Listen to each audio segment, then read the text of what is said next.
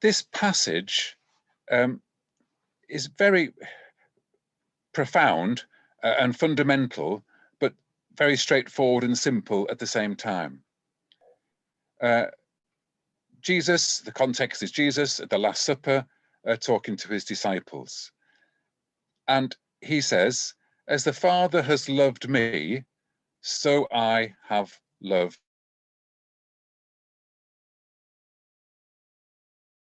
the Bible, especially early on in John's Gospel, John 3:16, we know, very simple, very profound, we are loved.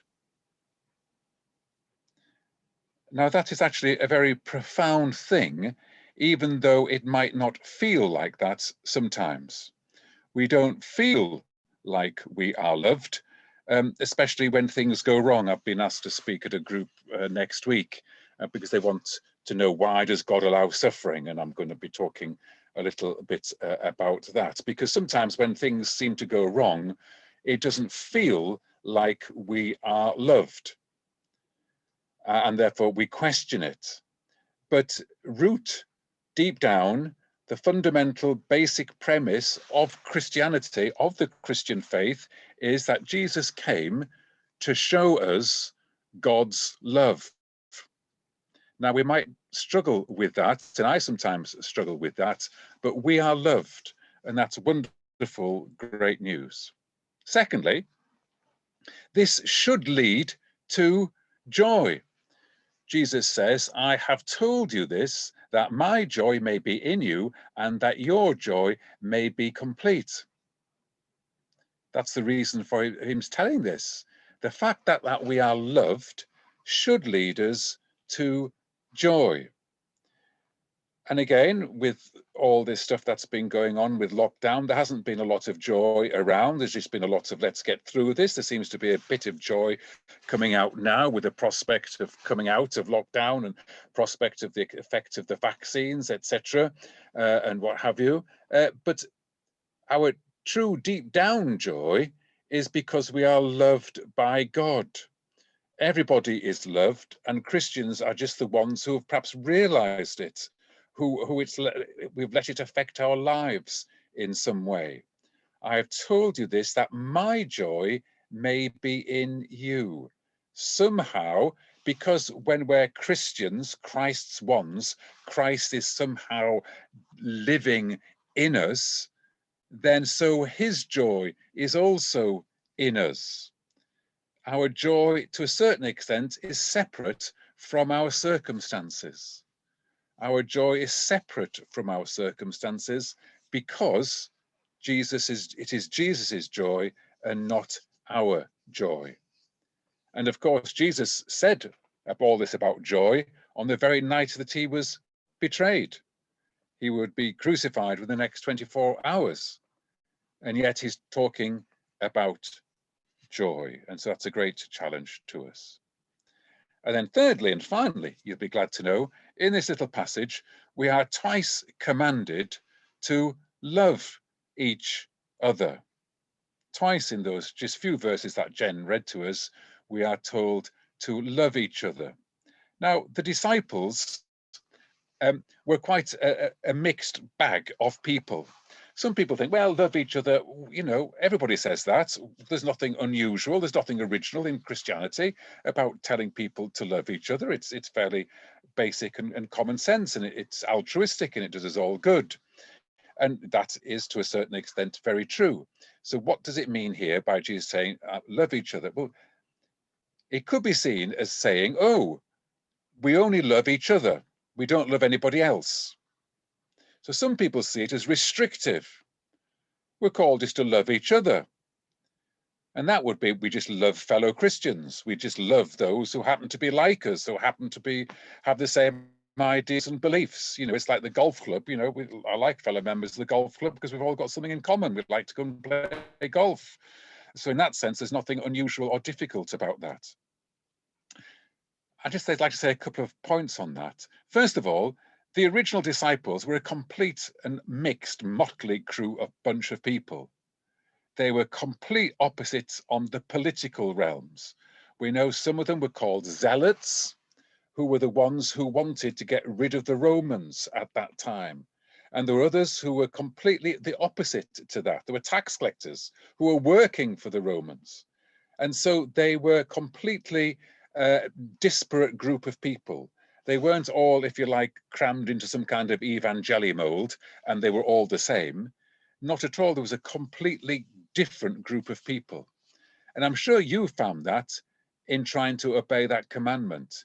It's actually jolly difficult to love each other because we're all different and people do things in the wrong way because the wrong way is the way I do it. And they don't think the right things because the right things are the same things as I think. And we know that it is difficult to love each other. And churches have been notorious in some times for breakups and bust-ups and arguments and just the opposite of loving each other. So it might be very well saying, well, there's nothing unusual about being asked to love each other, but actually it's very difficult. It's very difficult to love each other because sometimes when we get to know people better, there are parts of them that we don't find perhaps attractive or whatever, and the initial sheen, the initial shine falls away and we get to know people as they really are, warts and all. But we are commanded to love each other. Jesus said, by this shall everybody know that you are my disciples, that you have love for each other. And so this is a great challenge of how we can love one another. And of course, the model of love is Jesus. Just as I have loved you and my Father has loved me, so you have to love each other. And often we think that love can be sort of a gooey, warm, emotional feeling, you know, of, oh, I'm really pleased to see you and my heart leaps, as though we're in some teenagers in love kind of idea. Whereas actually, when we're called to love someone, is that we're called to treat them in the image of God, to show respect and patience and kindness and gentleness and forbearance with these people. We're not expected to have some kind of warm glow emanating from us, because that is a misunderstanding of what it means to love. Jesus said in the same passage, if you love me, you will keep my commands. So love isn't just a feeling, it's an action. So we love by doing, by helping, by showing. Martin Luther King, if you remember, the black civil rights leader in America in the 1960s, you know, was very strong on this. How can we love our neighbor when his neighbor is white racist people who beat him up and put him in prison? And he has to explain that love is just a benevolence towards people, not necessarily a feeling. It's an action that you choose to do, even though it's quite difficult. We're commanded to love each other. And then there's this famous verse, greater love has no one than this, that a man lay down his life for his friends. And of course, this is the verse that you see on all the war memorials, isn't it? And all the war memorials and stuff, there's a list of names, either the First World War, the Second War, with this written, because these soldiers, it is said, have laid down their lives, and this is an example of that love. Now, interestingly, let me be controversial just for once. Can I suggest this verse is wrong? Greater love has no one than this, that a man lay down his life for his friends. If you read the book of Romans, it says that while we were still sinners, Christ died for us. There is a greater love than this, that a man lay down his life for his enemies. We were enemies of God. We were not his friends. We would wandered away. We couldn't care less. We were doing whatever. But God shows his love for us in that while we were still sinners, Christ died for us. So it could be argued that there is greater love than dying for your friends, which is dying for your enemies.